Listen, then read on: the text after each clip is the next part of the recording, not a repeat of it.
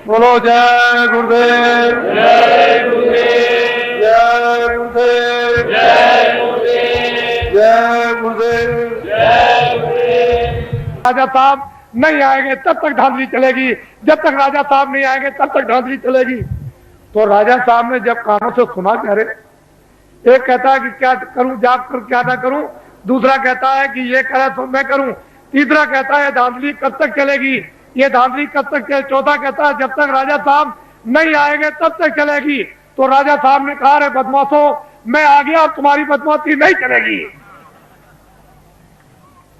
आप तो अभी क्या मालूम, आप लोग घबराओ मत, ठहर जाओ, वही बैठे रहो करवाओ और उस जगह पर आदान मंत्री बनाओ। तो सबसे पहले गांव में जाने का कोई बुजुर्ग मिल जाए, छत्री मिल जाए, ब्राह्मण मिल जाए, कोई बुजुर्ग मिल जाए, तो टाट वालों को सबसे पहले पैर छूना चाहिए। पहला काम तुम्हारा यह है। और कभी भी तुम किसी अधिकारी के सामने और कोई भी छत्री मिल जाए, ब्राह्मण मिल जाए, पुरुष मिल जाए, उसके सामने तुम कभी कुर्सी पर मत बैठना। तुम्हारी कुर्सी ये जमीन है, खड़े हो जाओ, फिर पीछे घूम जाओ। ये जो बैठे विराजमान है, ये आप सब आपके क्षेत्र के और के भी है, तो आप पहले इसको भी प्रणाम करो।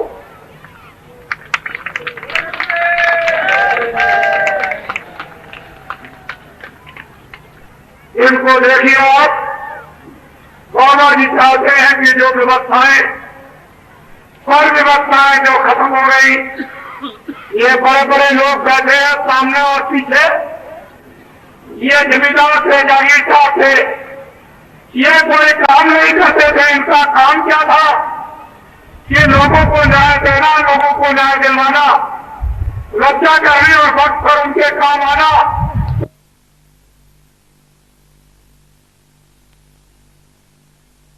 नहीं,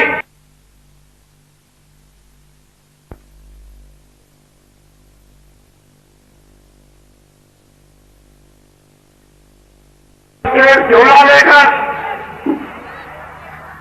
पीछे पीछे जो राम ने वरदान दिया था, जब भगवान राम जा रहे थे सम्राट को, तो नर नारियों के साथ में विदा करने के लिए हिजर भी गए। भगवान राम ने कहा कि जाओ नर नारी, तुम अयोध्या लौट जाओ, हम जल्दी वापिस 14 वर्ष पूरे करने पर आ जाएंगे। तो नर और नारी तो चले गए, लेकिन अयोध्या के हिजड़े नदी के किनारे पड़ गए। जब भगवान राम लौट कर आए और नदी पार करने लगे, तो वहां बहुत लोग पड़े हुए, पूछा तुम लोग कौन हो, क्या सरकार हमको अयोध्या भेज रहे, यहाँ कैसे पड़े हुए हो कि सरकार आपको विदा करने आए थे, जब आप वनवास 14 वर्ष के लिए जा रहे थे, तो गए क्यों नहीं कि सरकार आपने नरनारियों को आदेश दिया था कि तुम अयोध्या लौट जाओ, हमने नर नारी। तो हम सरकार अगर आपके आदेश के प्रति आपका आदेश नहीं हुआ तो ये पड़ गए। उन्होंने कहा कि तुम 14 वर्ष से हमारी तरह तुम समस्या करते रहे कि सरकार पूछ लीजिए आप। चले जाओ, हम बहुत प्रसन्न और खुश हो गए। हम तुमको ये वरदान देते हैं कि जब कलयुग आएगा तो दिल्ली का राज तुम हिंदुओं को दे दिया जाएगा। और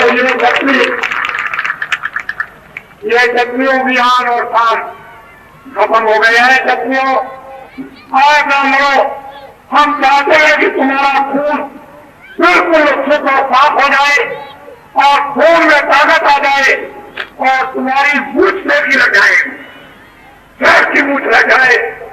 और अब तुम्हारा ये फिर से खून साफ करने का और शेर की मूछ लगाने का ये काम है कि गाँव में तुम जल्दी से जल्दी चलो और होम योद्धा के साथ साथ ये वैचारिक क्रांति का ये हाथ, ये झंडा उनको पकड़ा दो।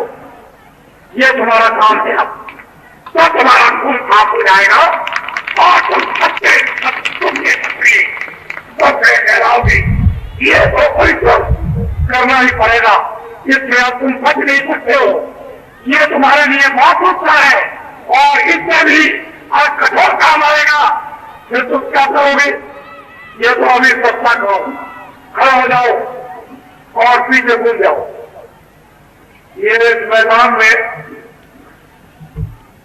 हमारे बहुत से ममाना और पेड़ का सामान आया है। ये लोग ये कहते हैं कि सामान का हमको पैसा दे दीजिए। क्या पता है ये सामान लेने हमको किराया मिले न मिले। ये अविश्वास महात्मा ऋषियों मुनियों के साथ कभी नहीं होता था। ये अविश्वास इसलिए सबसे पहले आप जिन लोगों ने अविश्वास इस धर्म में और धर्म के काम पर किया है उनको भी आप प्रणाम करो। और हम शास्त्रों से एक नए पैसे की गलती नहीं। और जो कुछ भी आपने सामान दिया है उसका आपको पूरा जो वादा किया है कि हम किराया पर देते हैं पूरा किराया आपको मिलेगा। किसी को किसी चीज की घबराने की जरूरत नहीं। जब तुम आश्रम कराओगे बाबा जी तुम सही बैठे रहे तो हमारे नाम से लाखों रुपए का सामान ला सकते हो। लेकिन लोग जानते हैं कि एक नए पैसे की गलती नहीं। खड़े हो जाओ, फिर पीछे घूम जाओ और फिर तेजी से पीछे घूमो। ये हमारे अधिकारियों ने बहुत मेहनत की, कर्मचारियों ने। और हमारे जो स्कूल का ये मैदान है छात्रों का, उन्होंने शायद लोगों ने जिन्होंने इस मैदान में योगदान दिया। खड़े हो जाओ। ये हमारी माताएं आई है जिससे तुम पैदा किए हो, फिर वो थोड़ा हो। ये हमारी माताएं हैं, तुम इनके पैदा हुए तो ध्यान करो। इनके सामने सब वादा कर रहे हो, ये वादा एक भी झूठा नहीं होना चाहिए। क्योंकि ये वादे प्रतिज्ञा इनके सामने तुम बस समझ लो, जिन्होंने इनके सामने का वादा पूरा कर दिया बस समझ लीजिए वो मुझे प्राप्त कर जाएगा। और माताओं के सामने का जिसने वादा पूरा नहीं किया वो समझ लीजिए आप कि चला गया। जैसे सोने की लंका रावण की चली गई वैसे ही। खड़ा हो जाओ, फिर पीछे घूम जाओ और फिर सब पीछे घूमो। मैं जरा सबका दर्शन करूंगा क्योंकि सब बच्चियां हैं, बच्चे हैं, सोचते बाबा जी दूर खड़े हुए हैं तो जरा नजदीक से देख ले। सभी इच्छा करते हैं कि बाबा जी को नजदीक से देखा जाए। तो बैठे रहो आप कमाओ नहीं, मैं उधर से आऊंगा और सबका दर्शन करता हुआ और फिर जाऊंगा।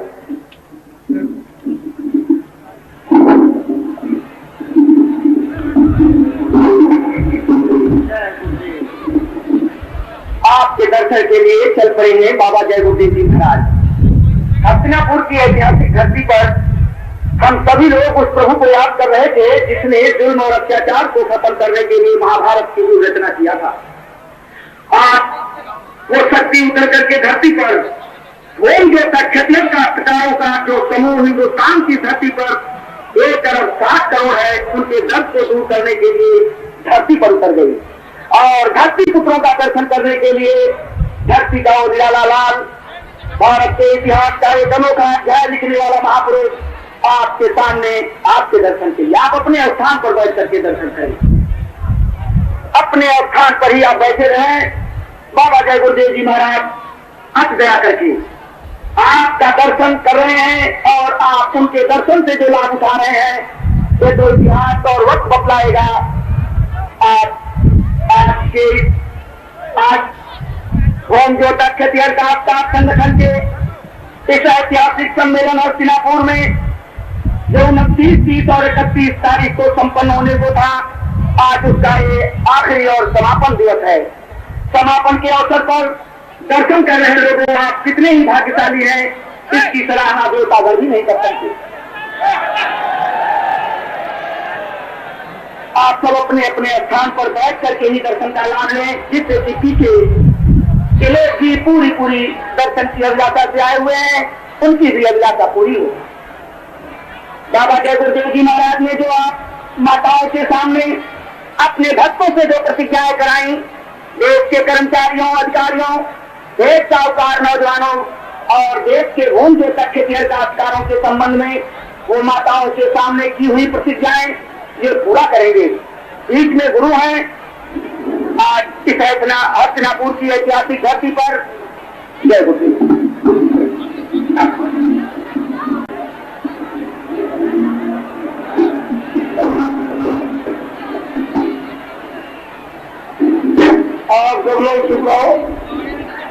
बहुत ही ध्यान से सुनो, ये अवसर बार बार नहीं मिलता, बड़ी मुश्किल से ये अवसर मिलाओ। इनकी तरफ तुम लोग सबके तो बैठ जाओ, सबके तो बैठ जाओ, सारे जंगलवासियों बैठ जाओ, बैठ जाओ, बैठ जाओ बच्चों, बैठ जाओ बच्चों, बैठो, खड़ी मत जाओ, बहुत ही ध्यान से सुनो। पहले वो लोग इस बात को अच्छी तरह से सुने कि नगलों में कोई कार्यक्रम, नगलों में कोई भी कार्यक्रम फरवरी में नहीं होगा।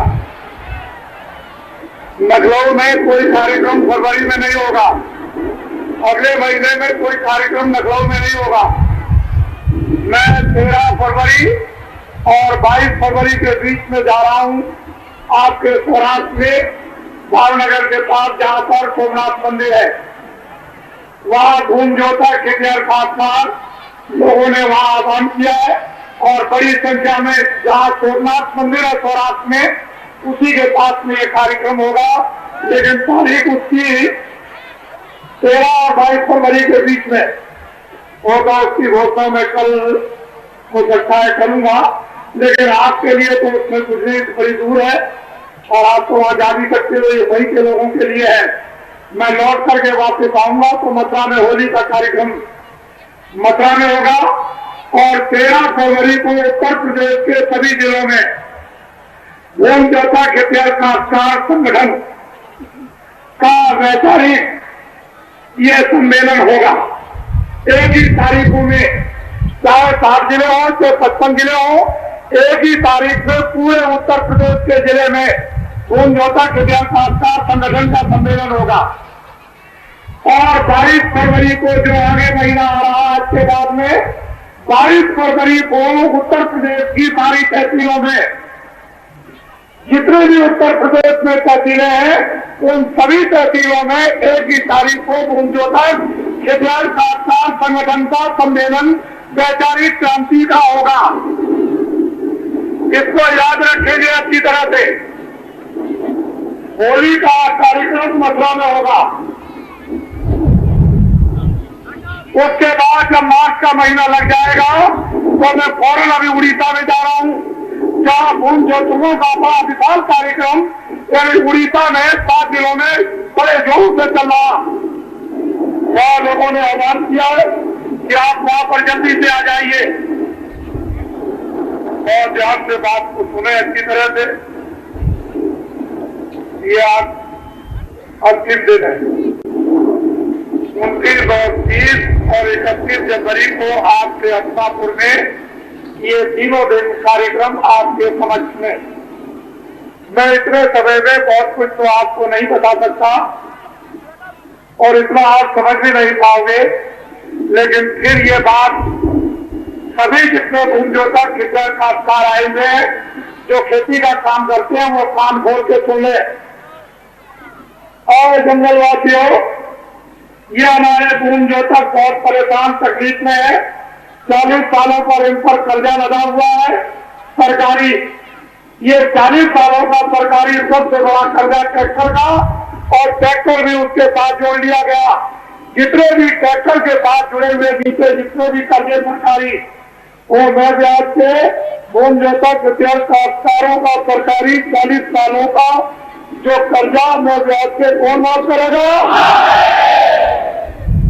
पहले तो आप इनको देखिए, आपको तो हम छोड़ भी दें, लेकिन माताएं जो सामने बैठी है उनको नहीं छोड़ सकते। ये आपके सामने है और मेरे सामने है। ये भी मेरे सामने, आप भी मेरे सामने, और पीछे बैठे हुए वो लोग भी मेरे सामने।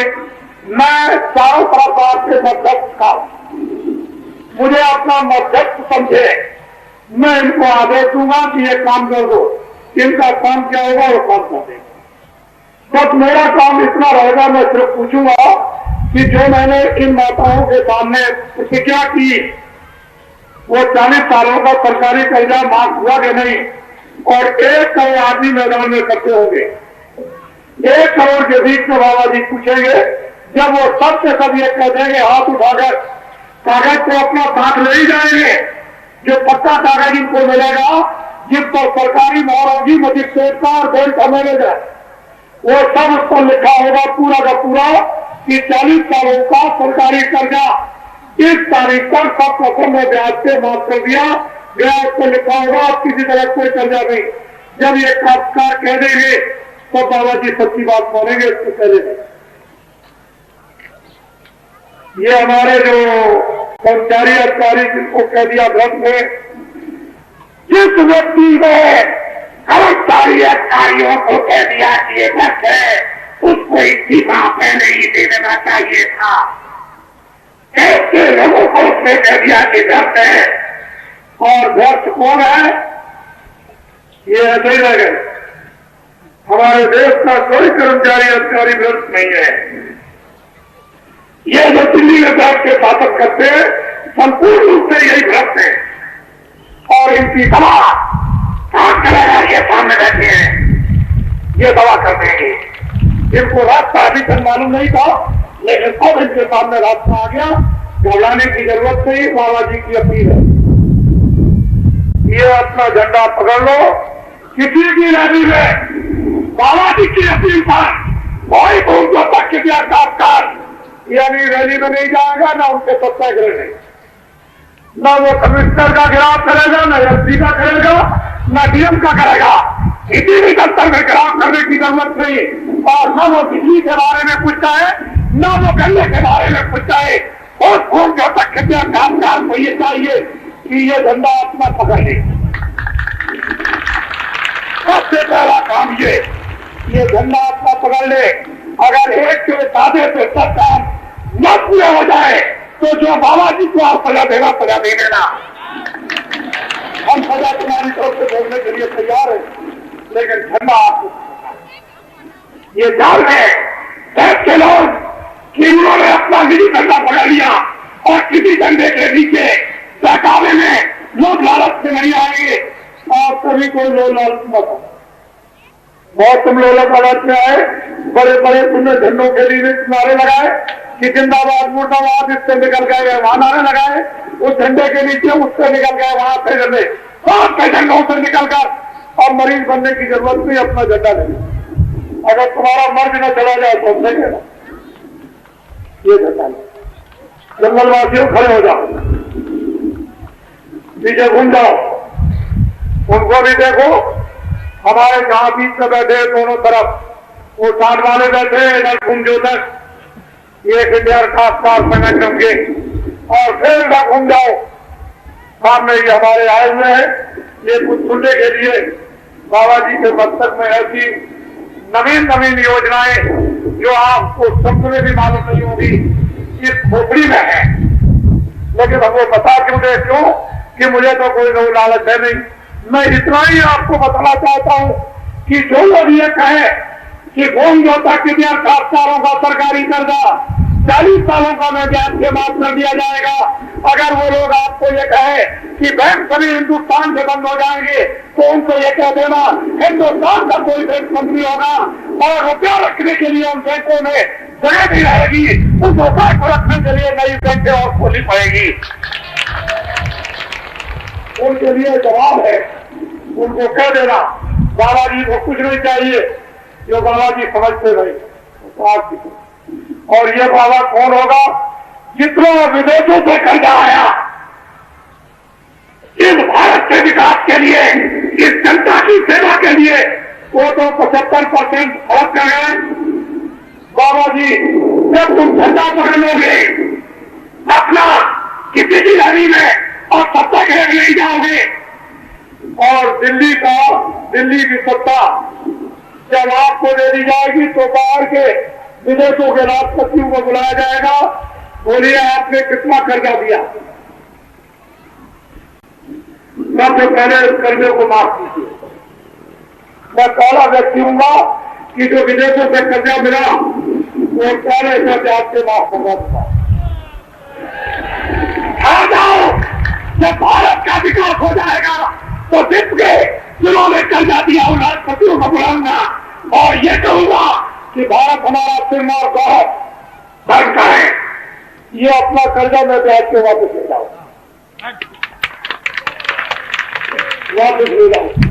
हमारे देश का नाम सदा से होता आया और वो हमारा सिद्धांतवादी देश है, चरित्रवान सदाचारी।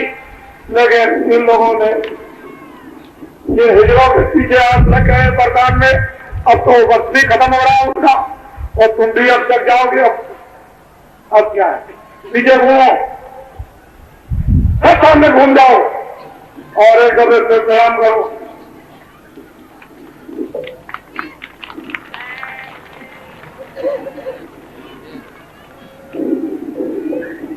खड़े हो जाओ और हमारी तरफ देखो और अब हम आप अपने आपको और आपको हम आप दोनों मिलकर खड़े।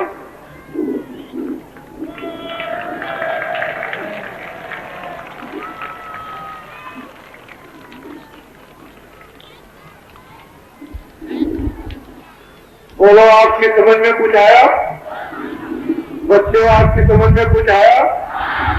तो बच्चों, आप थोड़ा सा भजन भी कर लेना। रोटी बच्चों की सेवा, जब रात को सोने जाओ 5 मिनट 10 मिनट तुम देख के भजन भी कर लेना। तुम्हारा भजन साथी हो जाएगा तो जाने लगो। और इधर तुम्हारे लिए हम मेहनत कर ही रहे हैं। ये सब चीजें तुम्हारी समझ में आ रही है और धीरे से आप 7:30 बजे आपको और ऊंची बात सुनाएंगे। शाम को आज 7:30 बजे, आज अंतिम दिन है, 7:30 बजे और ऊंची चीज सुनाई जाएगी। खड़े हो जाओ जंगलवासियों और इधर को घूम जाओ सूरज की तरफ। चलो धीरे चलो, चलो आने को जंगलवासियों।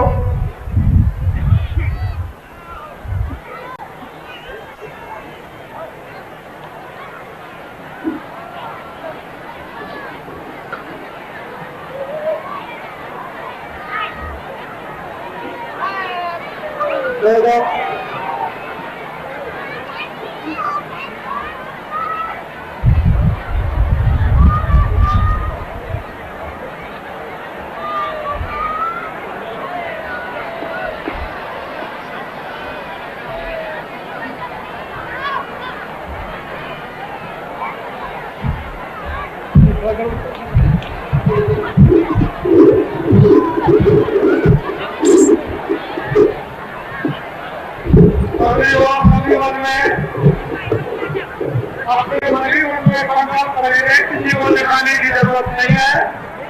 गांव गांव में आप ये देखें पुराने रात का और को देखेंगे, ये फिर देखेंगे कि आपने क्या काम किया, कितनी आपने मेहनत की। ये बाबा जी फिर देखेंगे। बाबा जी ऐसे नहीं है कि आपको छोड़ करके इतनी जल्दी चले जाएंगे। ऐसा नहीं, जब एक बार पकड़ लेते हैं तो छोड़ना नहीं जानते।